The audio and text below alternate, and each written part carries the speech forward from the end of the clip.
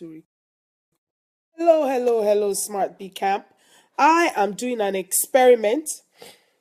I've just finished speaking with Dio Samuel, and I'm doing an experiment because I want to start doing some podcasts.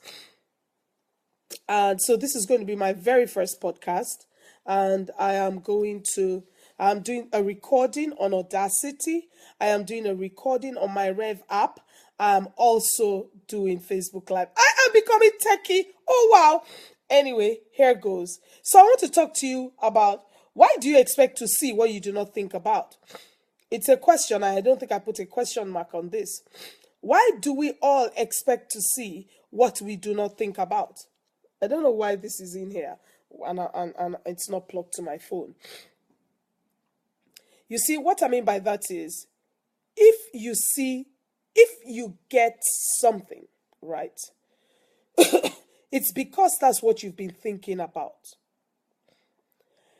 If you think about something, better still, if you are doing something, but you don't get the result of what you have done, it's because you are not thinking about it. Now, this is simply because as a man thinks in his heart, so is he. You are not what you say. You are not what you do. You are what you think. And if that is so, and it is so, principles, whether you believe them or not, you accept them or not, they will hold true. And oh, hi, Namdi Abana. Thank you for joining me. Principles, whether you know them or not, you accept them or not, you agree with them or not, they will always hold true. So the principle for as he thinks in his heart, hi Felicia, holds true every time. So people don't spend time on their thinking. We spend more time on our doing. If we want some form of transformation or change or some different result, we set about changing what we do. We do not change what we think. You see, it is as a man thinks in his heart that he is. Not as a man does, not as a man prays. In fact, we go and pray. We go into fasting. You can pray and fast if your thinking has not been transformed, or if you have not paid attention to your thinking. You need to think about what you think about. If you are not thinking about what you think about, what you do is not going to change. And what sets in is frustration. Some people go as far as depression. Because some people go as far as overwhelmed. Those are words that we bandy about. I'm depressed. I'm overwhelmed. I'm stagnating. I am procrastinating. Everything starts with a thought. Procrastination is first a thought before it becomes an action. You cannot act without first thinking. Stagnation is first a thought before you stagnate. You cannot stagnate before you think. You think and then you stagnate, and you think stagnation for stagnation to happen. Depression, think about it, is first a thought, and in fact it's a thought throughout.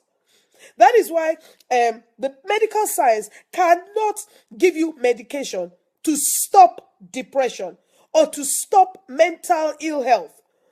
All they can do is to give you medication that will dull your thinking capacity, because your thinking capacity at that point is impaired. And so you do stupid things, you do crazy things, you get a knife, you walk down the street naked, you throw a book, you start talking nonsensically, you spend all day long in bed, you eat too much. It's signs of depression, signs that your mental health is impaired. There is something wrong somewhere. It's because of the way you are thinking, because you won't eat too much when you are thinking right. You won't stay in bed all day long when you are thinking right. You won't walk down the street naked when you are thinking right. I mean, come on. And so they cannot give you anything to make you think right.